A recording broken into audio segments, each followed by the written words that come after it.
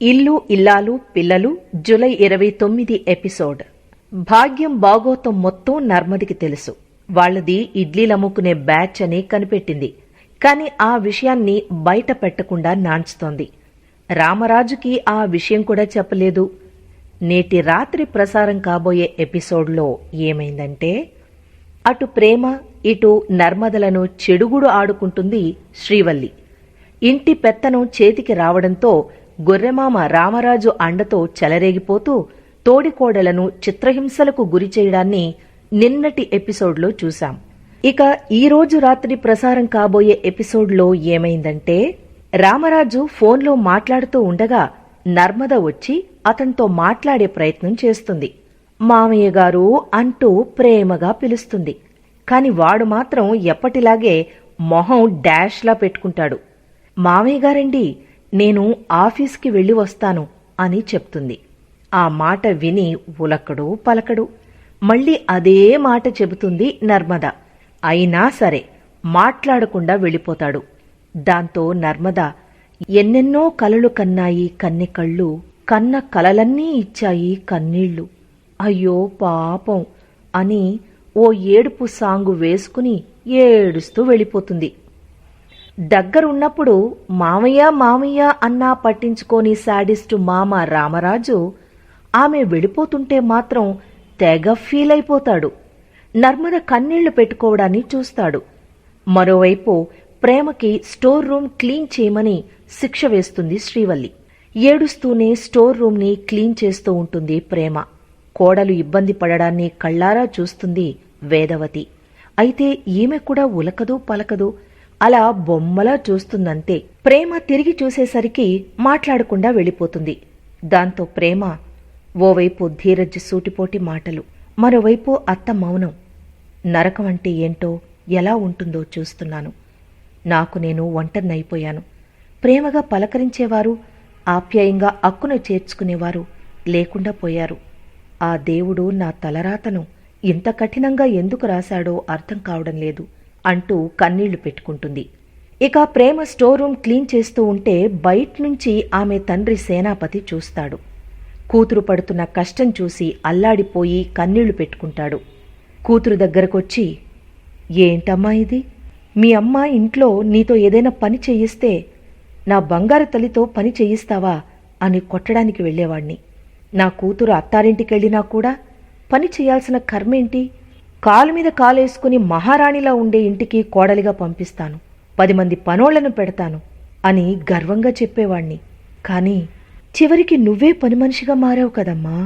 నువ్విలా కష్టపడుతూ ఉంటే చూసి తట్టుకోలేకపోతున్నానమ్మా.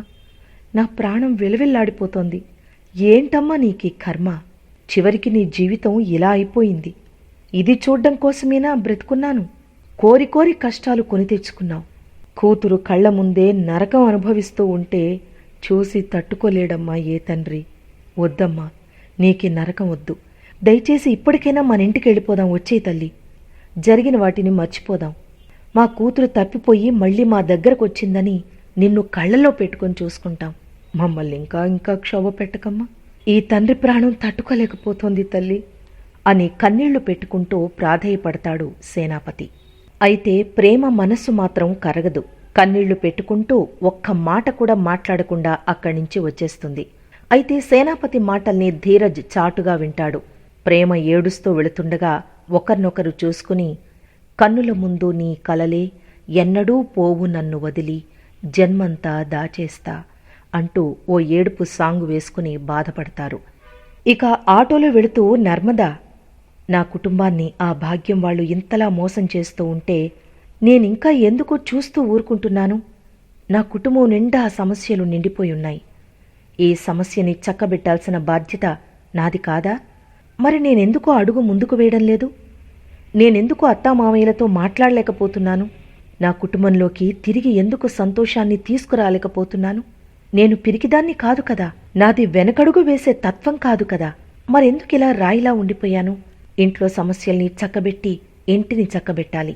ఆ భాగ్యం వాళ్ల బండారాన్ని బయటపెట్టడం నా బాధ్యత. ఈ విషయాల్లో నేనాగిపోను.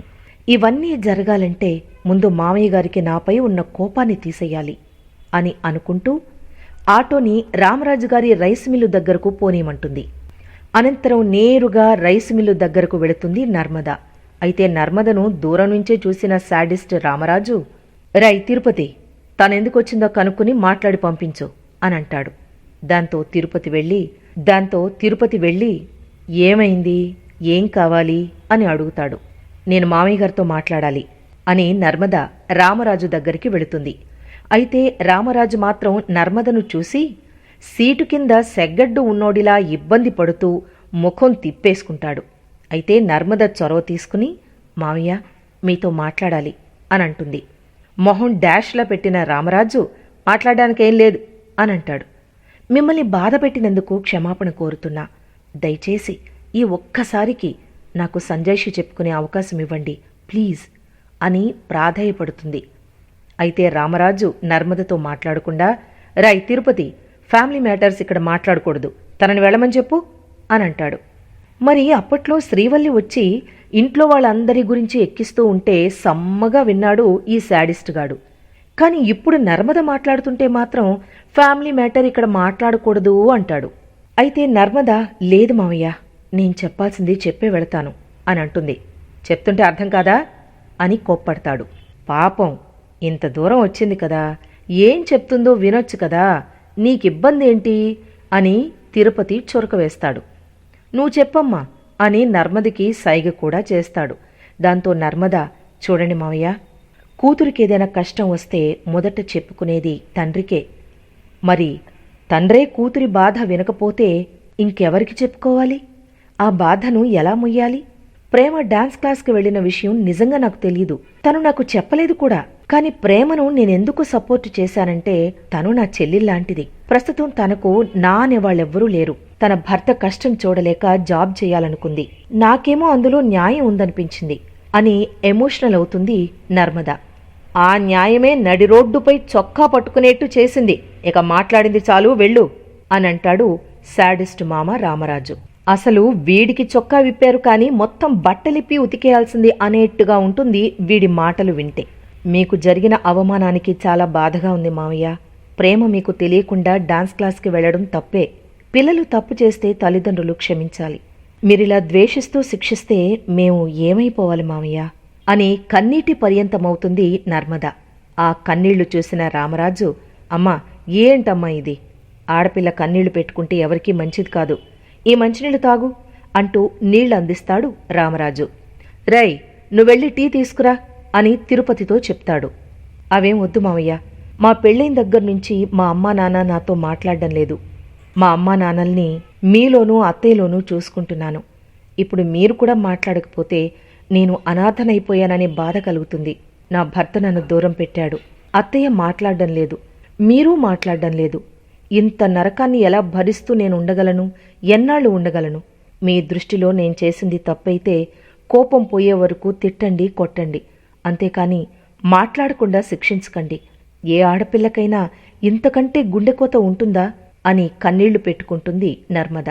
ఏడవద్దని చెప్పాను కదా, ఏడవకు తల్లి అని అంటాడు రామరాజు. మీరు మాట్లాడకపోతే ఏం చెయ్యాలి? మీరు నాతో మాట్లాడతానంటే ఆపేస్తాను అని అంటుంది. దాంతో రామరాజు, మాట్లాడతానులే, ఏడవకు అని ఓదార్చుతాడు. దాంతో నర్మద, థ్యాంక్స్ మావయ్య, ఇప్పుడు నా మనసులో ఉన్న బాధ మొత్తం పోయింది అని సంతోషపడిపోతుంది. తిరుపతి, ఆటో పిలు, అమ్మాయి ఆఫీస్కి వెళుతుంది అని అంటాడు రామరాజు. వద్దులే మావయ్య, మీరు నాతో మాట్లాడతానన్నారు కదా, అదే చాలు అంటూ అక్కడి నుంచి వెళ్ళిపోతుంది. అంతలోనే సాగర్ ఎదురుపడి మొహం డాష్లా పెట్టుకుని ఉంటాడు. నర్మదతో మాట్లాడకుండా వెళ్ళిపోతాడు. ఎందుకు ఎందుకు ఎందుకు ఈ ప్రేమ, నాకు దూరమవ్వడమే గెలవడమా అని సాంగ్ వేసుకుని బాధపడతాడు. అయితే నర్మదతో సాగర్ మాట్లాడకుండా వచ్చేయడాన్ని రామరాజు చూస్తాడు. రేయ్, ఏంట్రా ఇది? నీ భార్య వస్తే ఉలకవు పలకవు కనిపించడం లేదా? బండిపై తీసుకెళ్లి ఆఫీస్ దగ్గర దింపాలని తెలీదా? లేపుకుపోయి పెళ్లి చేసుకోవాలని మాత్రం తెలుసు. కట్టుకున్న భార్యను ఎలా చూసుకోవాలో నేర్చుకోరా? రాయిలా నిలబడి చూస్తావేంటి? వెళ్ళి ఆఫీస్ దగ్గర దింపిరా అని తిడతాడు. దాంతో సాగర్ సరేనంటూ పరుగు తీస్తాడు. తండ్రి చెప్తేనే భార్యపై ప్రేమ చూపించే భర్తను చెప్పుతో కొట్టిన తప్పులేదు. ఇక శ్రీవల్లి ఉండగా అంతా సవ్యంగా ఎందుకు జరుగుతుంది? రేపటి ఎపిసోడ్లో గొర్రెమామకు జరిగిన అవమానాన్ని మళ్లీ గుర్తుచేసి మరో చిచ్చు పెట్టేసింది.